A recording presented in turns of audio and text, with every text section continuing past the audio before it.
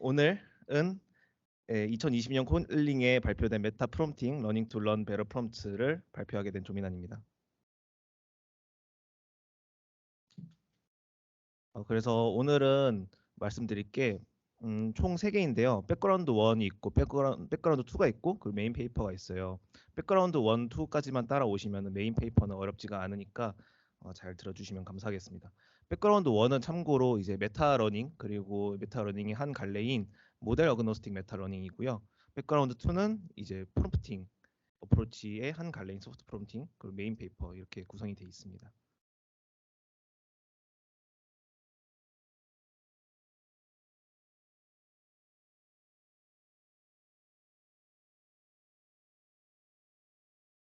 네. 일단 우선 이제 모델 어그노스틱 메타 러닝부터 시작을 할게요.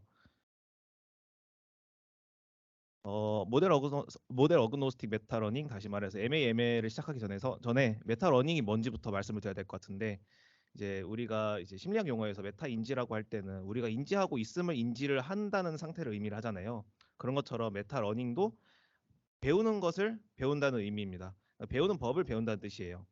그래서 메타 러닝 자체는 2010년대 이제 초중반에 나온 개념인데 메타 러닝의 갈래들을 좀 살펴보면은 이제 데이터가 들어왔을 때 어떤 적절한 하이퍼 파라미터들을 사용을 할지 혹은 옵티마이저 아니면은 강화학습의 경우에 어떤 폴리시를 사용을 할지 등을 선택하는 방법을 선택을 하는 갈래들이 있고요. 이제 2017년에 그 모델과 관계없이 학습하는 법을 학습을 하는 모델 어그노스틱 메타 러닝이 제시가 됐습니다. 그래서 모델 어그노스틱 메타 러닝 같은 경우에는 어떤 단어를 핵심으로 가져갈 수가 있냐면 초기 모델, 그러니까 이니셜 모델을 가장 잘 설정한다 이런 의미로 받아들이시면 될 것 같아요.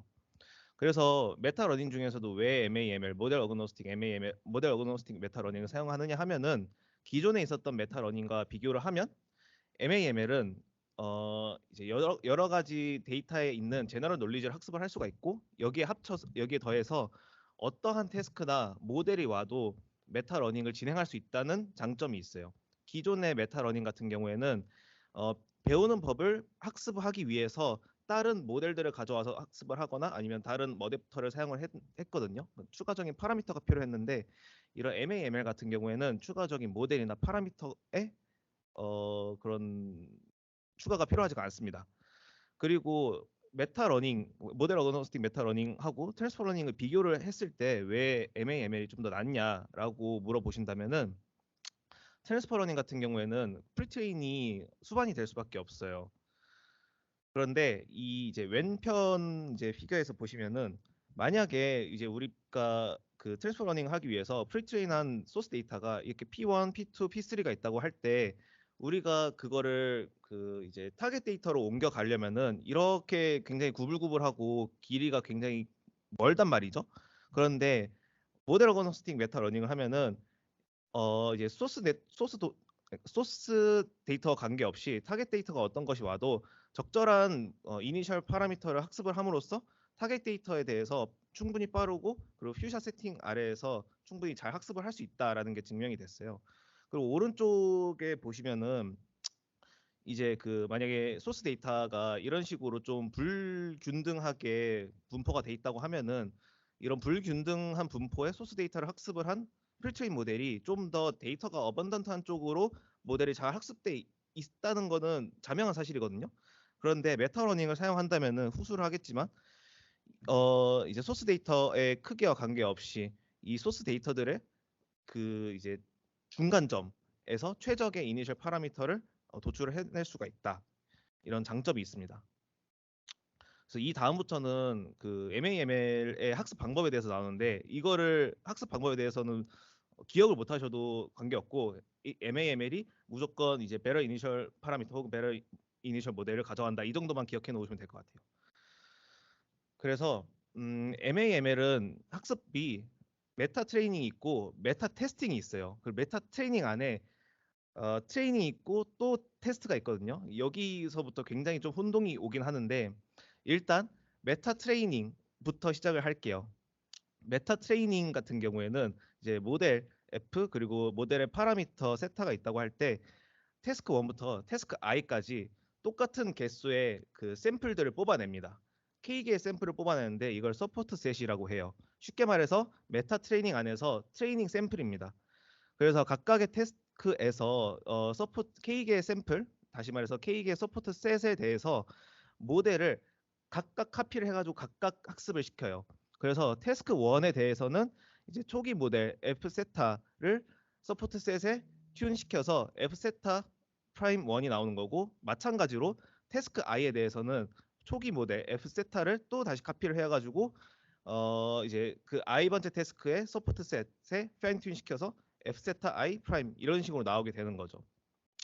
이런 식으로 서포트 세트, 각각의 태스크에 대해서 서포트 셋들에 대해서 학습을 시킨 모델들이 이제 태스크 i개만큼 있을 건데, 여기에서 쿼리 셋, 다시 말해서 메타 트레이닝 안에 있는 밸리데이션 혹은 테스트 셋이라고 생각을 하시면 되는데, 쿼리 셋에 대해서 각각의 태스크에 파인 튠드된 모델의 로스를 구해가지고 초기 모델의 파라미터에서 로스를 빼줍니다.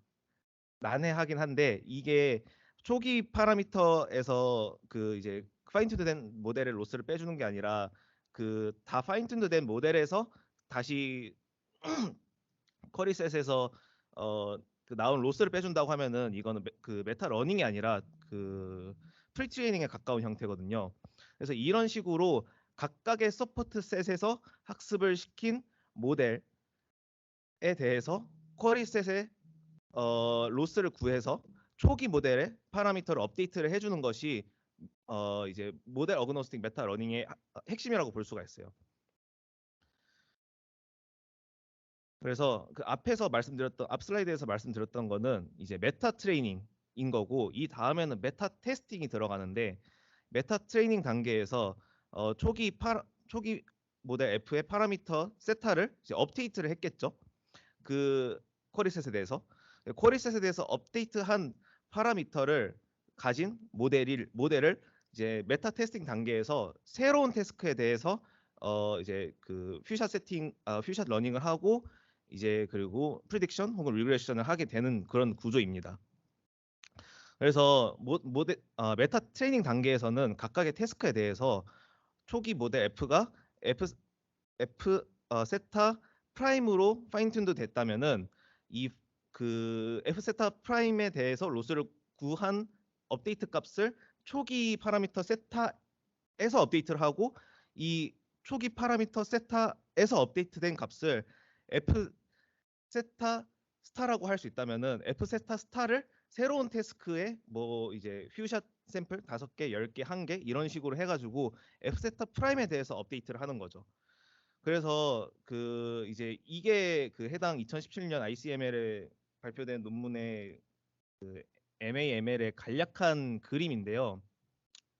이게 로스 1, 로스 2, 로스 3가 여기 메타 트레이닝 단계에서 있었던 태스크들에서 나온 로스를 의미를 합니다. 그러면은 이제 로스가 이리저리 여러 방향으로 튀는데, 그 중에서 가장 그 균형을 찾아가지고 이 초기 파라미터 세타가 계속 업데이트가 된다는 거예요.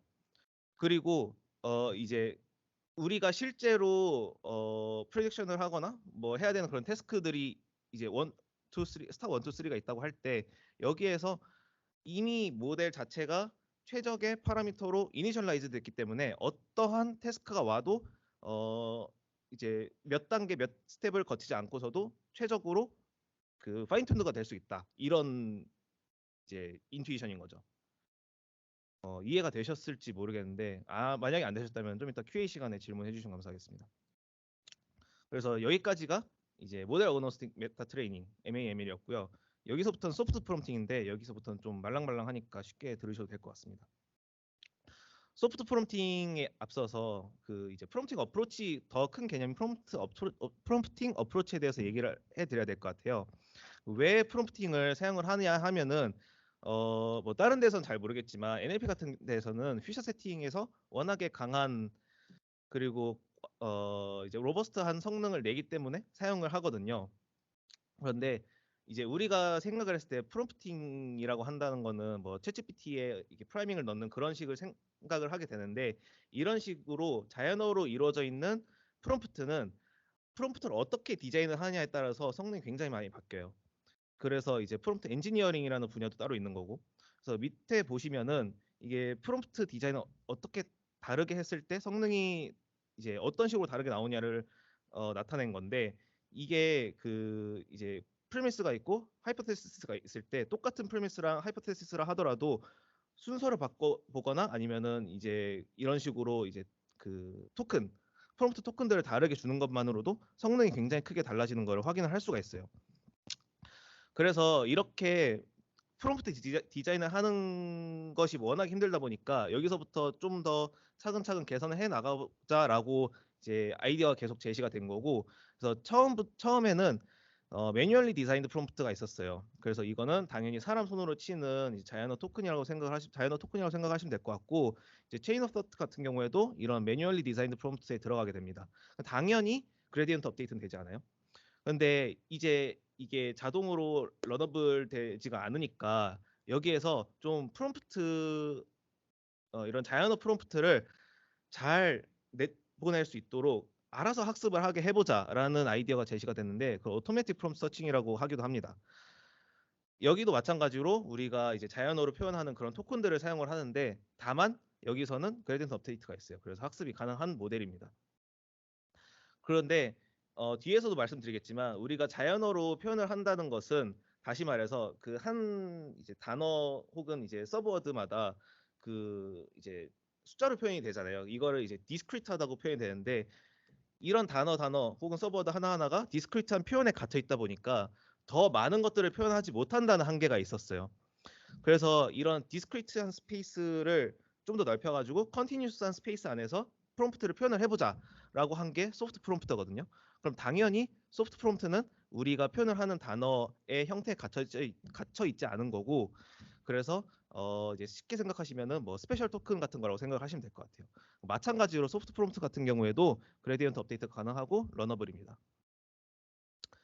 그래서 이제 그 매뉴얼리 디자인드 프롬프트에서부터 소프트 프롬프트까지 왔는데, 최종적으로 소프트 프롬프트는 우리가 그 리얼월드에서 말하는 단어의 그 한계에 갇혀 있지 않아요. 그래가지고 훨씬 더 많은 것들을 표현을 할 수 있고 훨씬 더 많은 일들을 할 수가 있습니다. 내추럴 랭귀지 언더스탠딩부터 제너레이션까지 다 가능하거든요.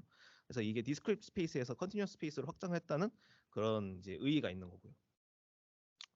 앞에서는 프롬프트에 관련한 어프로치에 대해서 얘기를 했지만, 사실 소프트 프롬프팅은 프롬프트 어프로치 말고 한 갈래에서 더 빠져나왔어요. 이거는 이제 다른 서베이 페이퍼를 보면서 이제 가져온 건데, 앞에서 말씀드렸던 거는 이제 프롬프트 어프로치, 이제 뭐 프롬프트 엔지니어링도 포함이 될 수 있겠고, 뭐 이제 안에 이제 심플하게 GPT 안에서 프라이밍을 하는 거 아니면 체인 오브 텟 이런 것들에서부터 이제 소프트 프롬프팅이 튀어나온 거고, 또 하나는 파라미터 에피션트 파인 튜닝이라고 있어요. 이 파라미터 에피션트 파인 튜닝이 뭐냐면은 이제 PLM이나 그러니까 프리트레인 랭귀지 모델이나 라지 랭귀지 모델 같은 경우에는 그 이제 파라미터 사이즈가 너무나도 크기 때문에 이 모델을 전부 다 파인 튜닝 하는 거는 너무나도 시간이 많이 들고 비용이 많이 든다. 그래서 이 모델의 일부 혹은 이 모델에 다른 모듈을 붙여가지고 일부만 학습을 시켜가지고 모델 전체를 파인 튜닝 하는 것과 비슷한 효과를 내보자라는 아이디어에서 시작한 거였거든요. 그래서 나온 게 이제 2021년에 로우랭크 어댑테이션이랑 뭐 어댑터 이런 모델들이 있는데, 이런 거 같은 경우에는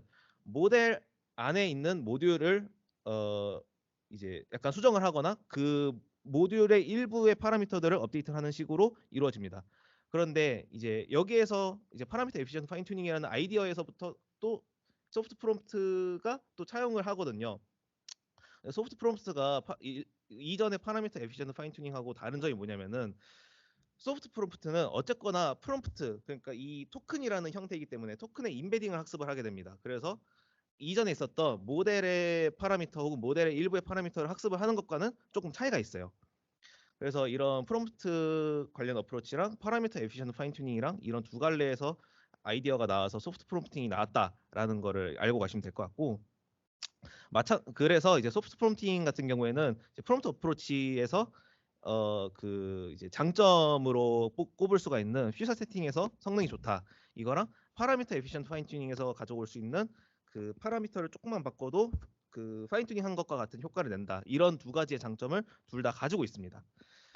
소프트 프롬프팅 어프로치에서 가장 많이 쓰이는 모델은 세 개가 있는데, 이제 P 튜닝, 프리픽스 튜닝, 프롬 튜닝이 있거든요. 이 중에서 저는 이제 프롬프트 튜닝을 좀 많이 쓰고 이제 본 논문 같은 경우에는 P 튜닝이라는 어프로치를 씁니다. P 튜닝에 관해서는 이제 좀 이따 나와요.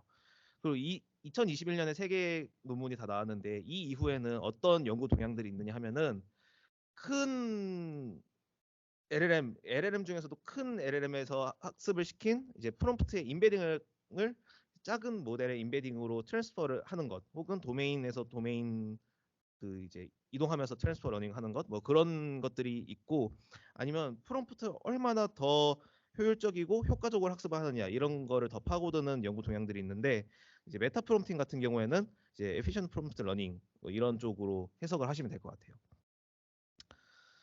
그래서 이제 앞까지는 계속해서 프롬프트 얘기를 했는데, 실제로 프롬프트 러닝이 어떻게 이루어지는지에 대해서 말씀을 드리려고 하거든요.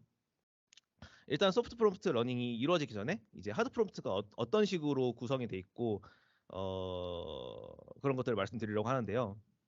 2021년에 그 패턴 익스플로이팅 트레이닝이라는 논문에서 이제 이런 식으로 이제 인풋 텍스트랑 프롬프트 그리고 마스크 토큰을 주는 형식의 이제 그 프롬프팅 어프로치가 제시가 됐어요. 그래서 인풋 같은 경우에는 원래 오리지널 컨텍스트 텍스트입니다. 이 예시 이제 피규어에서 보시면은 만약에 센티먼트 어널리시스라고 하면은 우리가 일반적인 모델을 사용할 때는 I will never read it again 이것만 주고 여기서 그 클래시피케이션 토큰 하나 따서 뭐 이제 여기서 그 뭐냐 저 FC 레이어에 넣든 하겠죠.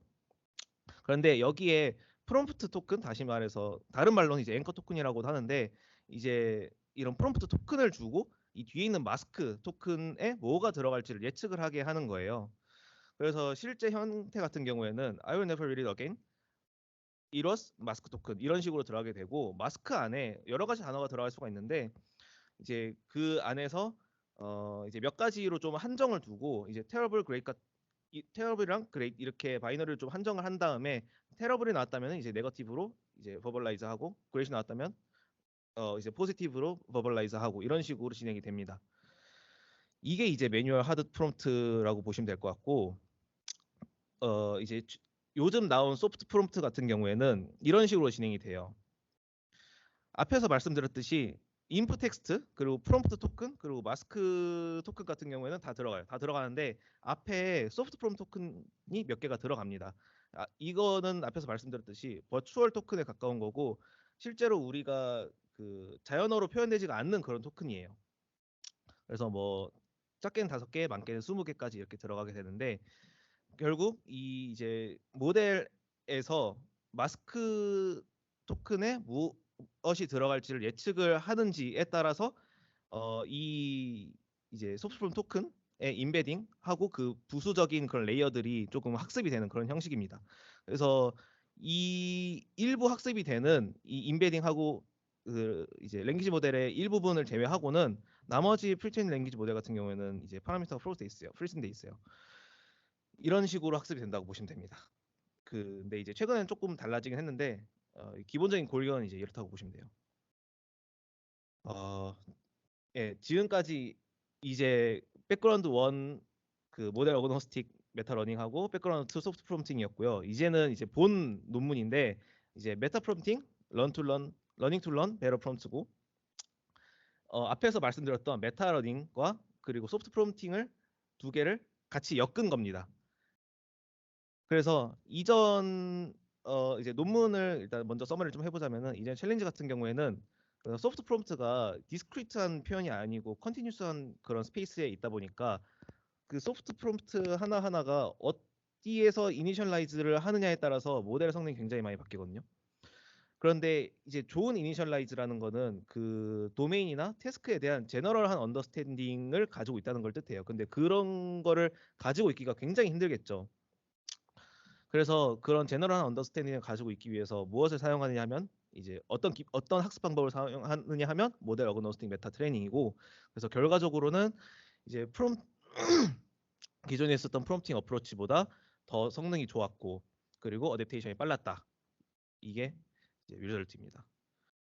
앞에서 말씀드렸던 소프트 프롬프트의 챌린지에 대해서 조금 더 상세하게 말씀드리자면은, 결국 소프트 프롬프트가 각각 프롬프트는 컨티뉴어스 스페이스에 위치하고 있기 때문에 각각의 프롬프트의 옵티멀한 스페이스를 찾는 거는 굉장히 어려워요. 그래서 여기에서부터 모든 소프트 프롬프팅의 챌린지가 나오게 되는데, 만약에 로우 리소스 세팅이라면은 학습을 할 게 적기, 그 소프트 프롬프트가 학습을 할 게 적기 때문에 우리가 자연어로 표현을 한 디스크리트 토큰보다 오히려 성능이 더 낮게 나옵니다. 그리고 그 소프트 프롬프트는 당연히 그 프리트레인된 태스크다 도메인에 바운드될 수밖에 없어요. 새로운 태스크나 새로운 도메인이 나오면은 이 프롬프트가 쩔쩔매게 됩니다. 그래서 이런 챌린지들을 극복을 하기 위해서 학습 방법으로 MAML을 가지고 오게 된 거고, 이제 본 논문의 컨트리뷰션 같은 경우에는 이제 프롬프트 어프로치에서 메타 러닝을 사용한 첫 번째 논문이다 이거고요. 그리고 이런 이제 그 어프로치가 퓨처 세팅에서 확실히 의미가 있었다. 그리고 그 이제 프롬프트의 메타 러닝을 사용한 것이 소프트 프롬프트의 이니셜라이제이션 프로블럼을 얼리베이트 하는데 도움을 줬다. 이렇게 되겠습니다. 그래서 그 이제 백그라운드 같은 경우에는 다 이제 말씀을 드렸기 때문에 바로 익스페리먼트로 넘어갈게요. 익스페리먼트에서 사용이 된 소프트 프롬프트의 어프로치는 앞에서도 말씀드렸지만 P-튜닝입니다.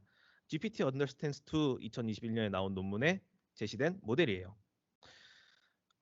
앞에서 말씀드렸듯이 P-튜닝은 그 소프트 프롬프트 어프로치 중에서 소프트 프롬프트 어프로치 3개 중에서 이제 가장 유명한 것들 중에 하나고, 이제 그 이 P0, P1 그리고 PI 플러스 1부터 PM까지 이런 수도 토큰을, 다시 말해서 버추얼 토큰을 사용을 하게 됩니다. 그래서 실제로 모델이 학습을 하게 되는 것은 이 수도 프롬프트의 인베딩, 그리고 이 수도 프롬프트의 그 시퀀셜한 의미를 조금 더 하고, 그리고 그거를 스무드하기 위해서 사용이 되는 프롬프트 인코더, 이거는 단순하게 바이 LSTM 2개랑 그리고 그 리니어 레이어 2개로 이루어져 있는데, 이 인코더와 이 프롬프트 인베딩만 학습이 돼요. 그래서 전체 GPT나 버트를 학습을 하는 것보다는 훨씬 더 경량화된 모델이라고 볼 수가 있겠죠. 근데 이제 그 원래 개념은 이렇다는 거고, 그 GPT Understands 2랑 여기 본 논문에서는 이 PLM도 같이 파라미터를 업데이트를 하긴 해요. 그게 약간 미스라고 생각을 하긴 하는데, 그래서 트레이닝 과정을 보면은 앞에서도 말씀드렸듯이 트레이닝 과정은 이제 모델 어그노스틱 메타 트레이닝 과정을 따라가게 되고, 보시면은 앞에서도 말씀드렸지만 최초의 모델이 있고, 그거를 클론을 해가지고 그 이제 태스크 1부터 태스크 i까지 해서 트레이닝 셋, 서포트 셋 뽑아낸 다음에 학습을 시켜서 여기에서 그 메타 트레이닝 안에 이밸류에이션 셋을 가지고 로스를 만들어서 최초의 모델 파라미터를 업데이트를 하고, 그리고 새로운 태스크를 가져와서 여기에서 퓨샷 세팅 하에서 뭐 이제 학습을 한 다음에 이제 프리딕션 하게 한다. 이런 그 MAML의 그 학습 구조를 충실히 따라가고 있고요. 그리고 이제 그 프롬프트의 구성 같은 경우에도 앞에서도 말씀드렸듯이 이제 X는 원래 인풋 컨텍스트 텍스트고, Z는 이제 그 수도 토큰, 그 버추얼 토큰이고, 토픽 이즈는 그 앵커 토큰, 프롬프트 토큰이라고 보시면 되고, 이거는 이제 마스크 토큰이라고 보시면 되겠습니다. 이 마스크 토큰 안에 아트나 컬처, 테크, 폴리틱스 이런 것들이 들어가 있는데, 이거에 따라서 이제 실제의 라벨들하고 이제 매핑을 좀 해주는 작업이 추가로 들어가게 되고요. 데이터셋 같은 경우에는 네 가지를 사용을 했는데 다 텍스트 클래시피케이션이에요. 그래서 허핑턴 포스트, 아마존 프로덕트 리뷰, 그리고 뉴스그룹, 로이터 이렇게 사용을 했고, 백본 모델 같은 경우에는 버트를 사용을 했습니다. 그 퓨샷 세팅을 사용했다고 말씀드렸는데, 그 이제 상세하게는 그 5샷을 사용하고, 그리고 추가로 원샷 세팅을 사용을 하게 됐어요. 베이스라인 같은 경우에는 이제 파인 튠드된 모델, 그리고 라벨 인베딩, 그리고 다른 MAML, 다른 모델 어그노스틱 메타 러닝 모델들, 그리고 다른 그러니까 메타 러닝 없는 소프트 프롬프트 어프로치, 그렇게 사용을 했습니다. 결과를 보시면은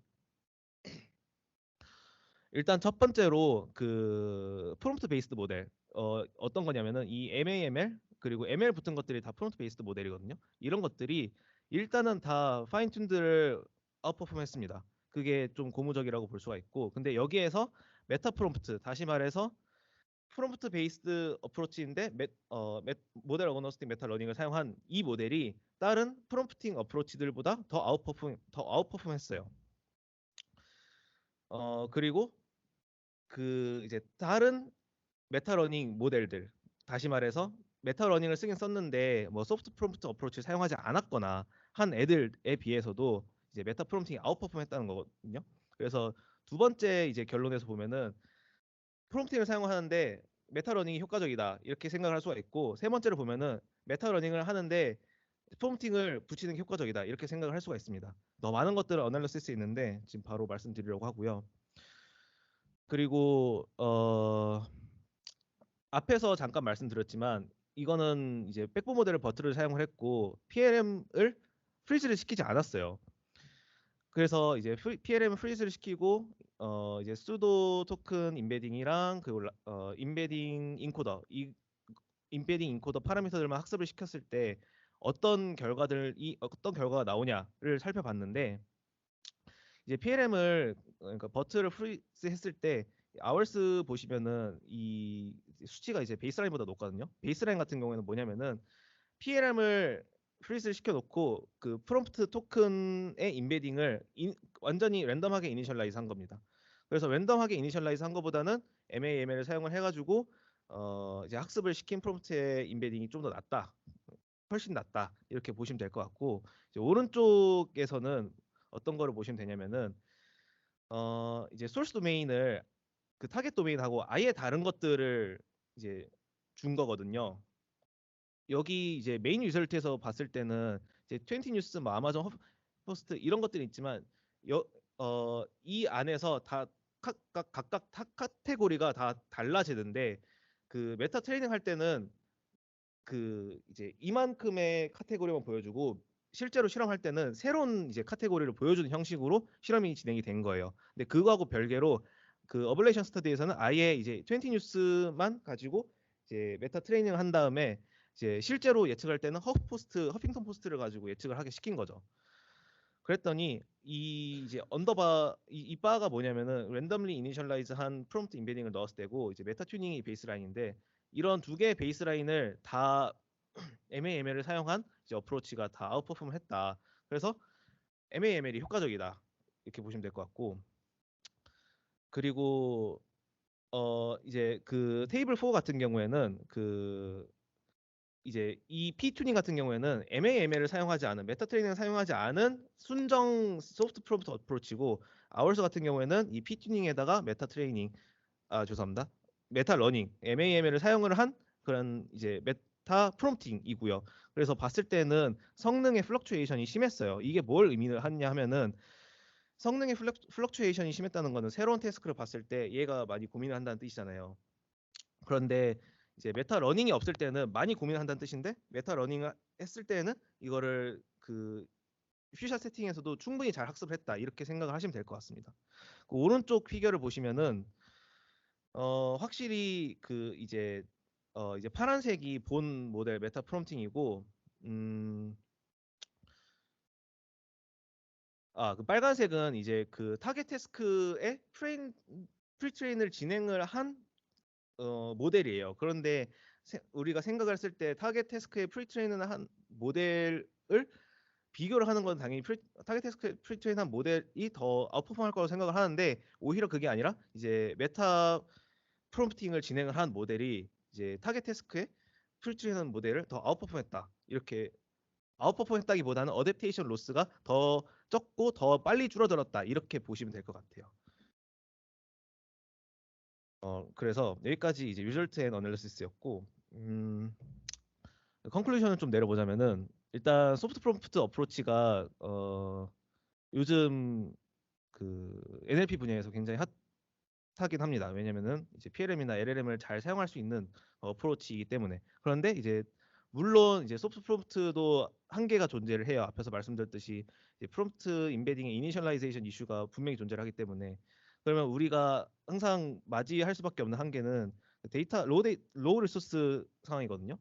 그러면 이런 로우 리소스 상황에서 어떻게 학습을 해야 잘 좋은 결과를 도출할 수 있을까가 항상 문제가 되는데, 이런 문제에 하나의 대답을 제시를 해줬다고 생각을 합니다. 이 MAML을 이용을 한 게. 그래서 실제로 이런 MAML의 소프트 프롬프트 어프로치를 사용을 한 게 로우 리소스 세팅이나 이제 퓨사 세팅에서 잘 작동을 했다. 이거를 실험으로 보여줬고요. 근데 이제 이제 제가 생각했을 때 리미테이션이 좀 두 가지가 있는데, 하나는 이제 실험 세팅에서 그 백본 모델로 버트를 사용을 하긴 했는데, 어블레이션 스터디에선 그 버트를 프리즈하고 진행을 하긴 했지만 본 실험에서는 프리즈하지 않았거든요. 그래서 그게 좀 한계가 있어요. 이거는 그 이런 피 튜닝을 제시를 한 원 논문에서도 이제 PLM을 프리즈하지 않았기 때문에 아마 그걸 따라가지 않았을까 하는 생각이 들긴 하는데, 어쨌거나 최근 소프트 프롬프트 어프로칭 논문들은 PLM을 다 프리즈합니다. 그런 차이가 있고요. 그리고 두 번째 리미테이션은 그 마스크 토큰을 이제 준다는 거가 있는데, 여기서 필연적인 한계가 나올 수밖에 없는 게 아웃풋이 딱 마스크 토큰의 랭스로 한정이 될 수밖에 없어요. 그러면은 이제 여기 실험에서는 클래시피케이션으로 진행을 했기 때문에 이런 마스크 토큰이 한 개 혹은 두 개뿐이 없어도 결과를 내는데 크게 문제가 없지만, 여러 가지 더 다른 태스크, 뭐 제너레이션이나 이런 것들, 서머라이제이션이나 이런 것들을 할 때, 소프트 프롬프트를 이용을 해서 할 때는 이런 마스크 토큰을 사용하는 게 분명히 문제가 됩니다. 그래서 여기에서 사용한 소프트 프롬프트 어프로치 말고 뭐 다른 어프로치, 프롬프트 튜닝이라든가 프리픽스 튜닝이라든가 이런 것들을 사용을 하고, 그리고 버트 같은 인코더 온리 백본 모델이 아니라 뭐 T5나 T5 같은 인코더 디코더 모델이나 아니면 GPT 같은 디코더 온리 모델을 사용을 했을 때는 그런 제너레이션 문제에도 충분히 대응을 할 수 있다는 점, 그거를 이제 짚고 넘어가고 싶었습니다. 이제 이거는 이제 뒤에 레퍼런스고요. 혹시 질문 있으시면은 네, 발표는 여기까지고요. 잠시만요.